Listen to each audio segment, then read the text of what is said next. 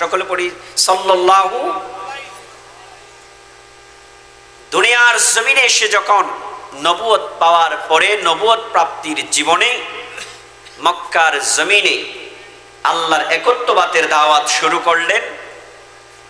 আবু জেহেলের নেতৃত্বে মক্কার সমস্ত কাফেরগুলি কিছু পরিকল্পনা গ্রহণ করলেন, যেটা আল্লাহর অপছন্দ, যেটা আল্লাহ কখনো সেটাকে পছন্দ করে না।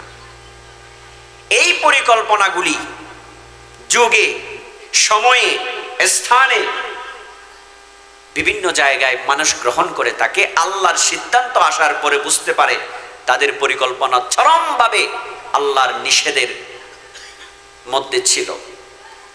আল্লাহ পাক সুবহানাহু ওয়া তাআলা এই আয়াতে আবু জেহেলদের পরিকল্পনা, যেটা মক্কার দারুন নদওয়াতে গ্রহণ করেছিল, সেটা নবী করিম সাল্লাল্লাহু আলাইহি ওয়াসাল্লামকে জিবরাইলের মাধ্যমে জানিয়ে দিলেন। সুবহানাল্লাহ। পৃথিবীর জমিন যতদিন অক্ষত থাকবে, আল্লাহর কোরআনের হরফ যতদিন কোরআন শরীফে থাকবে, ততদিন পর্যন্ত আবু জেহেলের উত্তরসূরিরা এমন কিছু পরিকল্পনা গ্রহণ করবে এবং আল্লাহ পাক সুবহানাহু ওয়া তাআলা তাদের পরিকল্পনা ধ্বংস করে দিবেন। রাসূল করিম সাল্লাল্লাহু আলাইহি ওয়াসাল্লামকে যেমন ওই পরিকল্পনার মধ্যে বিজয় দান করেছিলেন, তেমনি ভাবে আল্লাহ রাসূলের ওয়ারিস যারা, দ্বীনের কর্মী যারা, দ্বীনের ধারক বাহক যারা, তাদেরকেও সেইভাবে আপনার আল্লাহ তাআলা বিজয় দান করবেন। সুবহানাল্লাহ। আবু জেহেল, তাদের চিন্তা, তাদের বিশ্বাস রাসূল সত্য, রাসূল করিম সাল্লাল্লাহু আলাইহি ওয়াসাল্লাম সত্য, আল্লাহর আনিত বিধান দ্বীন ইসলাম এটা সত্য। এর পরেও আবু জেহেল যখন গ্রহণ করলেন, কই যে না, মুহাম্মদ সাল্লাল্লাহু আলাইহি ওয়াসাল্লামের এই পরিকল্পনা যদি আমরা বাস্তবায়ন করতে দিই, তাহলে মক্কার মধ্যে যে আমাদের ব্যক্তিগত যে পাওয়ার, আমাদের মক্কার জমিনে যে আমাদের নেতৃত্বের একটা শক্তি, সেটা ধ্বংস হয়ে যাওয়ার সম্ভাবনা আছে, সেটা আমাদের হাতের বাইরে যাওয়ার সম্ভাবনা আছে। সেজন্য আবু জেহেল একটা পরিকল্পনা গ্রহণ করলেন। অনেক পরিকল্পনা ছোট থেকে একটা নেওয়া আরম্ভ করলেন। কিভাবে ইসলাম থেকে রাসূল করিম সাল্লাল্লাহু আলাইহি ওয়াসাল্লামের কাছ থেকে মানুষদেরকে সরিয়ে তাদের ব্যক্তিগত আধিপত্য বিস্তার কিভাবে কায়েম রাখা যায়, সেই চিন্তায় তারা মগ্ন। আমার ভাইয়েরা, আমার সম্মানিত মুরব্বীরা, তখন সব কিছু দীর্ঘ 10 বছর সেই প্রচেষ্টা তাদের ব্যর্থ হলো। রাসূল করিম সাল্লাল্লাহু আলাইহি ওয়াসাল্লামের কাছে ধারাবাহিক মানুষ আসতেই থাকলো এবং দ্বীন ইসলাম গ্রহণ করতেই থাকলো। মানুষ শান্তির পয়গাম পেয়ে শান্তির জীবনে চলে আসা শুরু করলো। এইভাবে যখন তারা তাদের একেবারে অস্তিত্ব সংকটে চলে গেল, তখন তারা পাগল কুকুরের মতো হওয়া আরম্ভ হলো। এরপরে তারা পরিকল্পনা গ্রহণ করলেন, একের পর এক ছোট ছোট পরিকল্পনা নিয়ে কিভাবে মানুষকে রাসূল করিম সাল্লাল্লাহু আলাইহি ওয়াসাল্লাম থেকে দূরে রাখা যায়, সেইভাবে পরিকল্পনা করলেন। মানুষকে বোঝানোর চেষ্টা করলেন মুহাম্মদুর রাসূলুল্লাহ সাল্লাল্লাহু।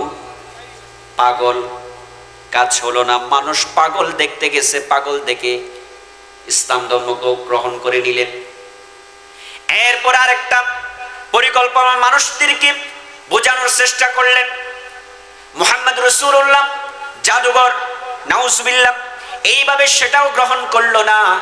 একটার পর একটা তাদের গোত্র প্রধানেরা, তাদের গোত্রের কেউ যদি ইসলাম ধর্ম গ্রহণ করত, তাদেরকে নির্যাতন চালাতো, একের পর এক নির্যাতন চালাতো। হযরত সুমাইয়া রাদিয়াল্লাহু তাআলা আনহার মতো আল্লাহ রাসূল সাল্লাল্লাহু আলাইহি ওয়াসাল্লামের ইসলামের প্রাথমিক জীবনে জীবন দিয়ে শাহাদাতের নাজরানা দিলেন। এইভাবে যখন একটার পর একটা তাদের মিশন ব্যর্থ হচ্ছে, সর্বশেষ একটা মিশন গ্রহণ করলেন। কয় যে এবার মুহাম্মদ রাসূলুল্লাহ সাল্লাল্লাহু আলাইহি ওয়াসাল্লামকে চূড়ান্তভাবে থামাতে হবে। যদি থামাতে না পারি, তাহলে আমাদের ক্ষমতার মসনদ উল্টে যাবে। ওই যে পরিকল্পনা বলেছিলাম, পরিকল্পনার কাছে আসলেন। মক্কার জমিনের মধ্যে একটা স্থান আছে যেটা তাদের পরামর্শের স্থান, যেটার নাম হচ্ছে দারুন নদওয়া।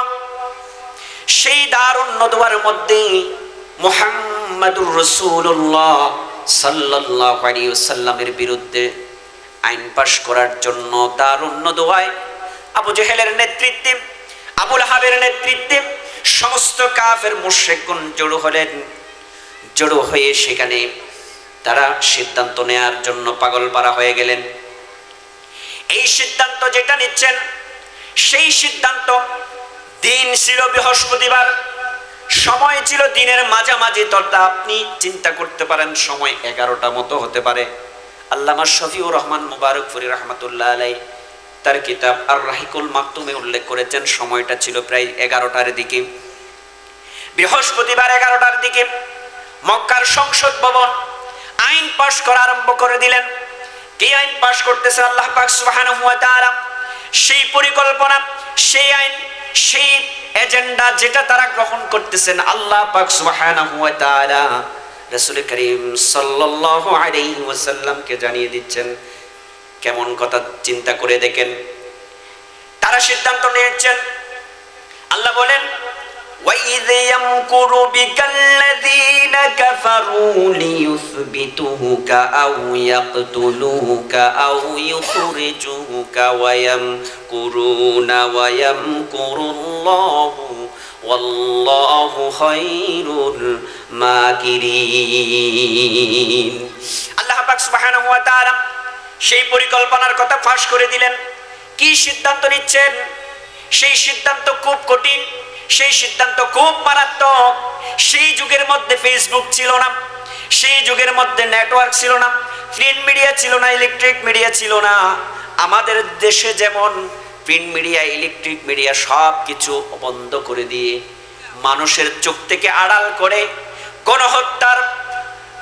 গণহত্যার একেবারে যখন হোলি খেলা আরম্ভ করলো, যখন নেট আবার স্বাভাবিক হলো, সবগুলো সেখানে কি ফাঁস হয়ে আসতেছে, একটার পর একটা আবার দেখা যাচ্ছে। কিন্তু বন্ধু, সময়টা এমন ছিল যে সময়টার মধ্যে কোনো ফেসবুক, কোনো ইন্টারনেট, কোনো প্রিন্ট মিডিয়া, কোনো ইলেকট্রিক মিডিয়া, কোনো মিডিয়াই ছিল না। এই মুহূর্তের মধ্যে সিদ্ধান্তগুলি আবু জেহেল নিচ্ছে। আবু জেহেলদের সংসদ ভবন আইন পাশ হচ্ছে। কি আইন পাশ হচ্ছে? আল্লাহ পাক সুবহানাহু ওয়া তাআলা তাদের আইন সম্পর্কে যে আইনগুলি তারা গ্রহণ করেছিলেন, সমস্ত আইনের কথাগুলি আল্লাহ পাক মুহাম্মদুর রাসূলুল্লাহ সাল্লাল্লাহু আলাইহি ওয়াসাল্লামকে জানিয়ে দিচ্ছেন। তাদের মধ্যে কয়েকজন নেতা উপস্থিত হলেন, এক একজন একটা প্রস্তাব দিচ্ছে কি করা যায়। তাদেরকে তো থামানো যাচ্ছে না, তারা তো আমাদেরকে পায়ের তলায় দিয়ে মিশে দেওয়ার সম্ভাবনা দেখা যাচ্ছে। আমরা তো আমাদের সেই টেন্ডারবাজি, খুন খারাপি, হত্যা, খুন, রাহাজানি, বেবিচার, অবিচার, অনাচার, অত্যাচার, আমাদের যে মানি লন্ডারিং, টাকা পাচার বন্ধ হয়ে যাওয়ার সম্ভাবনা আছে। এইভাবে পাগল পারা হয়ে গেল। যেভাবে পাগল হয়ে গিয়েছিল, যেইভাবে পাগল পারা হয়ে আমার দেশের কোমলমতি ছাত্রদেরকে হত্যা করা হলো জুলাইয়ের মধ্যে, সেইভাবে পাগল হয়েছিল। এমন পাগল হওয়ার কারণে তাদের যে কি করে সেটাও বুঝতেছে না, জাহেলে মুরক্কবে পরিণত হয়ে গেল। এইভাবে হওয়ার পরে আবু জেহেলও ঠিক একইভাবে পাগল পারা হয়ে গেল। কিভাবে মুহাম্মদুর রাসূলুল্লাহ সাল্লাল্লাহু আলাইহি ওয়াসাল্লামকে থামিয়ে দেয়া যায়। তারা সিদ্ধান্ত নিলেন, সবাইকে ডাকলেন, বসলেন, এক একজন এক একটা পরামর্শ দিচ্ছেন। আবুল আসওয়াদ নামের একজন কাফের নেতা, তিনি বলছেন, ইখরিজুকা, বাহির করে দাও, এই এলাকা থেকে বাহির করে দাও। আমার দেশে যেমন রাজনৈতিক ফায়দা হাসিলের জন্য বিশেষ বিশেষ ব্যক্তিদেরকে যেমন দেশ থেকে বাহির করে দেয়া হলো বা দেশে মুক্তি দেয়া হচ্ছে না, এমন পরিস্থিতি আমাদের দেশে আমরা দেখতেছি। বা বিগত 15 বছর পর্যন্ত আমাদের কাছে সেই দৃশ্য ছিল একেবারে ওপেন। বন্ধুরা আমার, আবু জেহেলদের সেই পরামর্শ সবাই একজনে বলে যে দেশ থেকে বাহির করে দাও, বাহির করে দিলে বালা মুসিবত শেষ হয়ে যাবে, আমাদের ক্ষমতার মস্তক ঠিক থাকবে, আমাদের খুন খারাপি, অত্যাচার, অনাচার, আমাদের যে একটা ধ্বজাধারী সেটা ঠিক থাকবে। এরপরে আরেকজন প্রস্তাব দিচ্ছেন, আবুল বখতারি তিনি প্রস্তাব দিচ্ছেন, না এটা হবে না, লিউসবিতুকা, তাকে গ্রেফতার করো। কি করো? গ্রেফতার করে জেলের মধ্যে নিক্ষেপ করো, প্রয়োজনে আয়নাঘর তৈরি করে সেখানে ঢুকাই রাখো। আল্লাহর হাবিব মুহাম্মদ রাসূলুল্লাহ সাল্লাল্লাহু আলাইহি ওয়াসাল্লামকে শিবা আবি তালিব টানা 3টি বছর গৃহবন্দী করে রাখা হয়েছিল, সময়টা সেখানে অনেক কষ্ট কাটিয়েছেন। বন্ধু, দ্বীনের জন্য দুনিয়ার জমিনে জেল জুলুম এটা নতুন কিছু নয়। দুনিয়ার জমিনে বিজয় যদি আনতে চান, তিনটা জিনিস আপনাকে চূড়ান্তভাবে মেনে নিতে হবে। তিনটা জিনিস যখন একেবারে এই তিনটা নির্যাতন যখন শেষ পর্যন্ত পৌঁছে যাবে, বুঝতে পারবেন বিজয় আপনার অতি সন্নিকটে এসে গেছে। এই এর মধ্যে একটা হলো এই তিনটি বিষয়, তিনটি পরিকল্পনা যেটা রাসূল করিম সাল্লাল্লাহু আলাইহি ওয়াসাল্লামের ক্ষেত্রে নেওয়া হয়েছিল, তার মধ্যে একটা হলো ইখরিজুকা, দেশ থেকে বাহির করে দেয়া। আরেকটা হলো লিউসবিতুকা, গ্রেফতার করে ফেলা, জেলে নিক্ষেপ করা, আয়না করে বন্দী করে রাখা। তৃতীয় নাম্বার হলো আউ ইয়াকতুলুকা, যেটা চূড়ান্ত পর্যায়ে আমাদের দেশে সুসংগঠিত হলো একের পর এক কিছু বিচার বহির্ভূত হত্যাকাণ্ড আর কিছু এনকাউন্টার। রাত্রের মধ্যে ধরে নিয়ে রাতের অন্ধকারে একেবারে শেষ করে লাশ শুদ্ধা গুম করে দেয়া হয়, সাগরের মধ্যে ফেলে দেয়া হয়। আবার কিছু মানুষদেরকে নেট বন্ধ করে দিয়ে পাখির মতো হেলিকপ্টার দিয়ে গুলি করে হত্যা করা হয়। এটাও একটা এজেন্ডা। এক নাম্বার হলো দেশ থেকে বাহির করে দেয়া, দুই নাম্বার হলো গ্রেফতার, তিন নাম্বার হলো হত্যার যে একটা হলিকেলা তৈরি করা। এই তিনটা পর্যায়ে যখন চূড়ান্ত পর্যায়ে চলে যাবে, তখন বুঝবেন তাদের পরাজয় অতি সন্নিকটে। যেভাবে আবু জেহেলের পরাজয় হয়েছিল, আবু জেহেলদের যেমন পরাজয় হয়েছিল, আর যাদের উপরে এই তিনটা নির্যাতনের স্টিমরোলার চলতে থাকবে, ওই সমস্ত মানুষদেরকে আল্লাহ রাব্বুল আলামিন অতি সন্নিকটে বিজয়ের যে আলো সেটা দান করে দিবেন। সুবহানাল্লাহ। এইবার দ্বিতীয় নম্বর যে প্রস্তাব দিচ্ছেন আবুল মুখতারি, তিনি বলেন লিউসবিতুকা, তাকে গ্রেফতার করো। এবার তাদের সেই পরামর্শ সবার মধ্যে একজন সবার গ্রহণযোগ্য, দেখতে খুব ভালো লাগে, বুদ্ধিজীবী আসলেন। কি জীবী? জোরে বলেন না, বুদ্ধিজীবী। আমাদের দেশেরও কিছু বুদ্ধি বিক্রি করে এমন মানুষ। এই বুদ্ধিজীবী এসে উপস্থিত হলেন। যে দল আসুক না কেন, বুদ্ধিজীবী হয়ে মাথার উপর বসে আবুল তাবুল এই সেই দিয়ে দেশের মানুষকে স্থিতিশীল করে এমন কিছু বুদ্ধিজীবী সেই যুগের মধ্যে ছিল। সরাসরি শয়তান একেবারে আদেসাত ইবাদতকারী পীর সাহেবের বেশ নিয়ে উপস্থিত।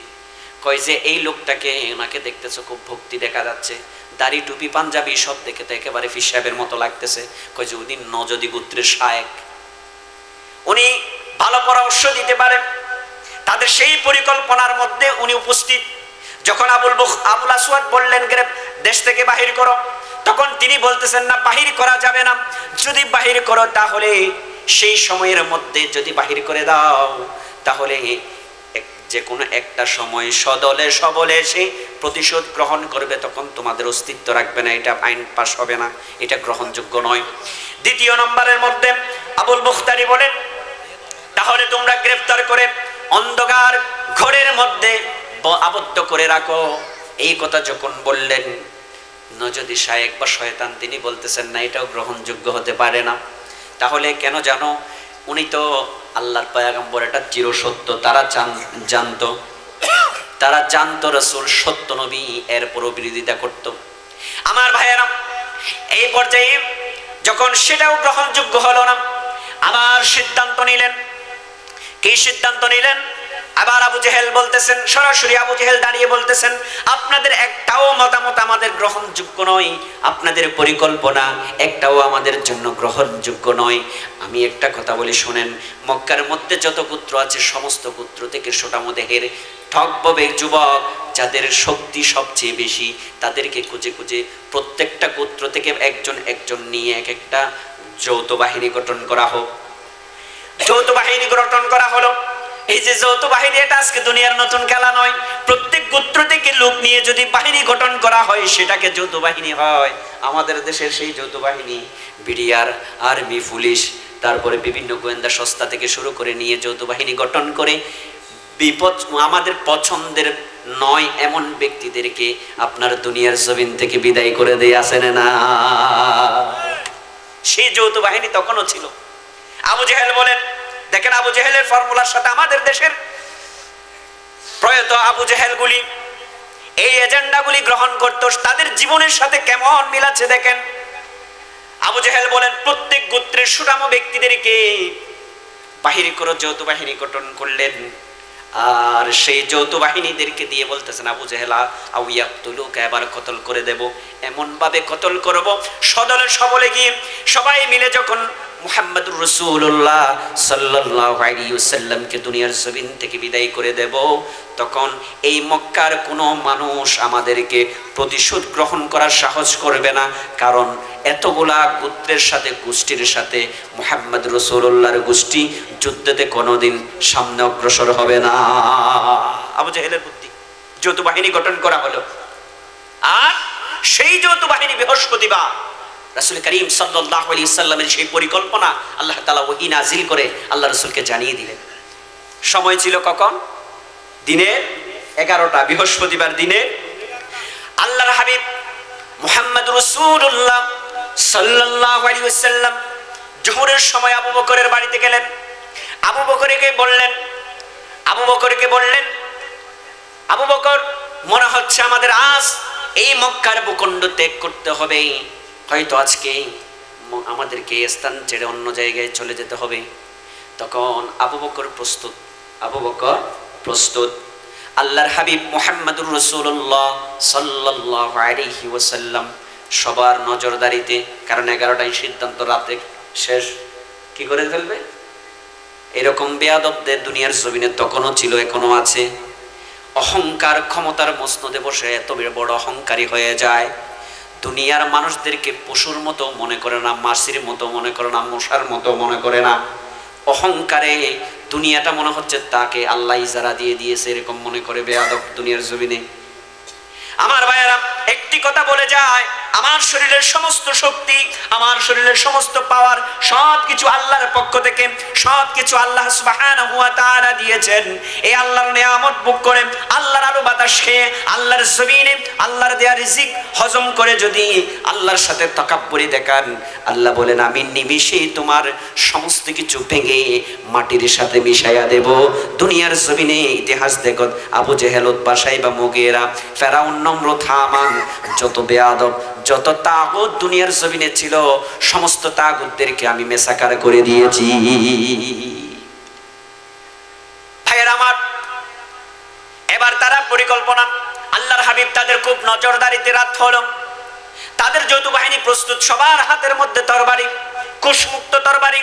আর তরবারি দেওয়ার পরে আল্লাহর হাবিব মুহাম্মদ রাসূলুল্লাহ সাল্লাল্লাহু আলাইহি ওয়াসাল্লামকে কুশমুক্ষম আপনার দুনিয়ার জমিন থেকে বিদায় করে দেওয়ার জন্য তারা রাত যখন গভীর হলো, মুহাম্মদ রাসূলুল্লাহর ঘুম অবস্থায় যে জায়গার মধ্যে রাসূলুল্লাহ ছিলেন সেই বাড়িটার চতুর্দিকে তারা ঘেরাওয়া করলেন। রাত গভীর, আর সেই সাথে ছিলেন হযরত আলী রাদিয়াল্লাহু তাআলা আনহু। হযরত আলীকে বললেন, আল্লাহর হাবিব বলেন, আলী তুমি আমার চাদরটাকে পেঁচিয়ে ঘুমিয়ে থাকো, কাল যখন সকাল হবে এই মক্কার কাফেরগুলি যারা আমাকে হত্যা করতে আসছে তাদের কিছু আমানত, অনেকের কিছু আমানত আমাদের কাছে আছে, এই আমানতগুলি কাল সকালে তালিকা অনুসারে তাদের কাছে পৌঁছিয়ে দিতে হবে। এবার চিন্তা করে দেখেন, মানুষ কত নিমক হারাম হয়, মানুষ কত খোদাদ্রোহী হয়, ক্ষমতার জন্য পাগল পারা হয়ে যে মানুষকে বিশ্বাস করে, নিজের নেতাকে বিশ্বাস করে দেয় নাই, নিজের দলের প্রধানকে বিশ্বাস করে দেয় নাই, যে মানুষকে আলামিন মনে করে আমানত দিয়েছেন, সেই মানুষটাকে তারা ক্ষমতার পাগল পারা হয়ে দুনিয়ার জমিন থেকে বিদায় করে দেওয়ার জন্য রাত্রে হাজির হয়েছে। আল্লাহর হাবিব মুহাম্মদ রাসূলুল্লাহ সাল্লাল্লাহু আলাইহি ওয়াসাল্লাম হযরত আলী রাদিয়াল্লাহু তাআলা আনহুকে সেই ওসিয়ত করে সেখান থেকে আল্লাহর হাবিব দেখতেছেন, দরজা যখন খুললেন দেখতেছেন চতুর্দিকে কাফের মুশরিক উপস্থিত, তীর বল্লম সব অস্ত্র শস্ত্র একেবারে সশস্ত্র সেখানে উপস্থিত হয়ে গেছে। এই অবস্থার মধ্যে আল্লাহর হাবিব মুহাম্মদ রাসূলুল্লাহ সাল্লাল্লাহু আলাইহি ওয়াসাল্লাম হাতের মধ্যে বালি নিলেন, আল্লাহর শিখানো আয়াতগুলি যখন দাম করে সেখানে এভাবে ছেড়ে দিলেন, আল্লাহ পাক সুবহানাহু ওয়া তাআলা বলেন, আমার পয়গম্বর ছেড়ে দিয়েছে, আমি আল্লাহ সুবহানাহু ওয়া তাআলা সেই খঙ্করগুলি, সেই বালিগুলি সমস্ত কাফেরদের চোখের মধ্যে ঢুকিয়ে দিয়েছি। তাদের চোখের দৃষ্টি নিমিষের মধ্যে অন্ধ হয়ে গেল, তাদের চোখের দৃষ্টি অফ হয়ে গেল, আর দেখার শক্তি নেই। আল্লাহর হাবিব সেই পাকে বাহির হয়ে আবু বকর সিদ্দিকের দরজায় গিয়ে করাঘাত করলেন। আবু বকর বলেন, ইয়া রাসূলুল্লাহ আমি উপস্থিত। আল্লাহর হাবিব সেখানে আবু বকরকে সাথে নিলেন। আবু বকর রাদিয়াল্লাহু তাআলা আনহুকে সাথে নিয়ে রওনা হলেন মদিনার দিকে। মক্কা থেকে মদিনা হচ্ছে রাস্তাটা উত্তর দিকে যেতে হবে। মদিনায় যেতে হলে সেটা খুব ব্যস্ততম রাস্তা, কাফেলার রাস্তা, ব্যবসায়িক রাস্তা, যে জায়গা দিয়ে মানুষ অনেক আসা যাওয়া করে। মক্কা থেকে মদিনা যাওয়ার রাস্তাটা উত্তর দিকে যাওয়া লাগবে। আল্লাহর হাবিব কৌশল করলেন, কয় যে এরা তো আমাকে না পেয়ে খুঁজবে, পাগল পারা হয়ে গেছে, এখন তো পাগল হয়ে গেছে, কেউ থামাতে পারবে না। আল্লাহর হাবিব আবু বকর সিদ্দিকের সাথে নিয়ে দক্ষিণ দিকে রওনা দিলেন। আর দক্ষিণ দিকে আল্লাহর হাবিবের পায়ের মধ্যে তেমন তখন সে সময় খড়মও ছিল না, জুতাও ছিল না, কঠিন বালির মধ্যে, কঠিন পাথরের উপরে আল্লাহর হাবিব রাত অন্ধকার আবু বকর সিদ্দিকের সাথে নিয়ে দেশ থেকে চলে যাচ্ছেন, নিজের জন্মভূমি থেকে চলে যাচ্ছেন। চোখের পানি ছেড়ে দিয়ে কাবার দিকে বারবার ফিরে থাকায় আর কান্না জনিত কণ্ঠে বলে, কাবারে, ও কাবা, তোর সন্তানের আজকে তোর এই জায়গা থেকে আমাকে বাহির করে দিচ্ছে। ভাইয়ের আমার, আল্লাহর হাবিবের পায়ের আঘাত লাগতেছে, এইভাবে চলে যাচ্ছেন। 5 কিলোমিটার দূরে দক্ষিণে গারে সুর, এই গারে সুরে গেলেন। আল্লাহর হাবিব মুহাম্মদুর রাসূলুল্লাহ সাল্লাল্লাহু আলাইহি ওয়াসাল্লাম আল্লাহর দিকে সাহায্যের আবেদন করলেন। আল্লাহ রাব্বুল আলামিন আল্লাহর হাবিবকে সান্ত্বনা দিচ্ছেন। কি সান্ত্বনা দেখেন, আল্লাহর হাবিব বলতেছেন, আল্লাহ শিখিয়ে দিচ্ছেন, ওয়া কুর রাব্বি আদখিলনি মুদখালা সিদকিন ওয়া আখরিজনি মুখরাজা সিদক ওয়াজআলনি মিন লাদুনকা সুলতানান নাসীরা। আল্লাহর হাবিব আল্লাহর কাছে দোয়া করতেছেন, আল্লাহ, এই মক্কা থেকে যখন আমাকে বাহির করতেছো, সম্মানের সাথে বাহির করো, আর যে মদিনায় আমাকে প্রবেশ করাবা, সেই মদিনার মধ্যে আমাকে সম্মানের সাথে প্রবেশ করাও। সুবহানাল্লাহ। ভাইরা আমার, আল্লাহর হাবিব চলে গেলেন গারে সুরে। সেই গারে সুরে যাওয়ার পরে সাথে আছেন আবু বকর সিদ্দিক রাদিয়াল্লাহু তাআলা আনহু। সেই আবু বকর সিদ্দিক রাদিয়াল্লাহু তাআলা আনহু আল্লাহর রাসূলকে উপরে রেখে ভিতরে গেলেন। গর্তের সমস্ত ময়লা আবর্জনা যা আছে পরিষ্কার করে ফেললেন। আর গর্তের ছোট ছোট ছিদ্রগুলি নিজের চাদরটাকে চিড়ে চিড়ে সেখানে মুখে দিয়ে একেবারে বন্ধ করে দিলেন। চাদরের টুকরো শেষ হয়ে যাওয়ার কারণে কয়েকটা গর্তের মুখ বন্ধ করতে পারে নাই। আর আবু বকর সিদ্দিক মাটিতে বসে পায়ের আঙ্গুল সেখানে লাগিয়ে দিলেন। রাসূলকে ডাকলেন। আল্লাহর হাবিব পায়ের বৃদ্ধ আঙ্গুলে ভর দিয়ে দিয়ে কষ্ট করে হাঁটলেন, পা ব্যথা হয়ে গেছে। এইভাবে ভিতরে ঢুকে মাথাটি আবু বকর সিদ্দিকের কোলে রাখলেন। আর নিমিষে ক্লান্ত শরীর ঘুম চলে আসলেন। এই মুহূর্তের মধ্যে ওই যে গর্তের মুখে পায়ের আঙ্গুল দেয়া, সেখানে বিচ্ছু বা সাপ বা কোনো প্রাণী যেটা গর্তে বসবাস করে, সেরকম প্রাণী যখন দংশন করেছে, দংশন করার কারণে সেই শরীরটা বিষাক্ত হয়ে গেছে, ব্যথায় জর্জরিত। আল্লাহর হাবিবের মাথা মুবারক আবু বকর সিদ্দিকের কোলের মধ্যে, আর আবু বকর সিদ্দিককে ব্যথা সহ্য করতে না পেরে চোখ দিয়ে বেয়ে বেয়ে অশ্রু পড়তেছে। আল্লাহর হাবিবের চেহারা মুবারকে যখন হযরত আবু বকর সিদ্দিক রাদিয়াল্লাহু তাআলা আনহুর যে অশ্রু, সেটা যখন আবু বকর সিদ্দিকের অশ্রু যখন আল্লাহ রাসূলের চেহারা মুবারকে পড়লেন, আল্লাহ রাসূল সজাগ হয়ে গেলেন। বলতেছেন, আবু বকর, মনে হচ্ছে তোমার থেকে তোমার ছোট ছোট বাচ্চার কথা মনে পড়ে গেছে, তোমার পরিবার পরিজনের কথা মনে করেছে। আবু বকর সিদ্দিক বলেন, ইয়া রাসূলুল্লাহ, না না, আমার সেই মনে পড়ে নাই। যেখানে আমার কোলে পৃথিবীর শ্রেষ্ঠ জিনিস মুহাম্মদুর রাসূলুল্লাহ আছেন, আমার কাছে দুনিয়ার কোনো কিছু আর দামি হতে পারে না।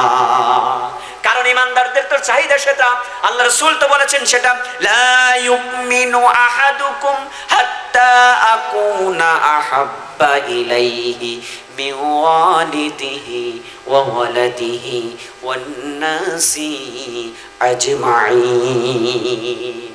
ইমানদার ততক্ষণ হতে পারবে না জীবনের সব কিছুর চেয়ে যদি মুহাম্মদ রাসূলুল্লাহর ভালোবাসা অন্তরে ধারণ করা না যায়, আপনার জীবনের সব কিছুর চেয়ে রাসূলুল্লাহকে যদি আপন মনে করতে না পারেন, দুনিয়ার জমিনে হাজী হওয়া যাবে, গাজী হওয়া যাবে, আলেম হওয়া যাবে, মাস্টার হওয়া যাবে, ম্যাজিস্ট্রেট হওয়া যাবে, মন্ত্রী হওয়া যাবে, চেয়ারম্যান হওয়া যাবে, মেম্বার হওয়া যাবে, ডাক্তার হওয়া যাবে, ডক্টর হওয়া যাবে, এইভাবে দুনিয়ার সমস্ত উচ্চ শেয়ার সম্মানের চেয়ার আসীন হবান, কিন্তু নিজের কলিজার মধ্যে দুনিয়ার সব কিছুর চেয়ে মুহাম্মদ রাসূলুল্লাহর ভালোবাসা অন্তরে নাই, আল্লাহ রাসূল বলেন সে প্রকৃত ঈমানদার নয়।